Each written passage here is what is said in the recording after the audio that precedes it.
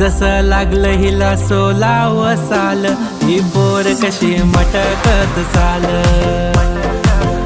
जसं लागलं हिला सोलाव साल, ही पोर कशी मटकत चाल. खुले ठेवून चाली डोक्यावरच बाल, ही पोर कशी मटकत चाल. जसं लागलं हिला सोलाव साल, ही पोर कशी मटकत चाल.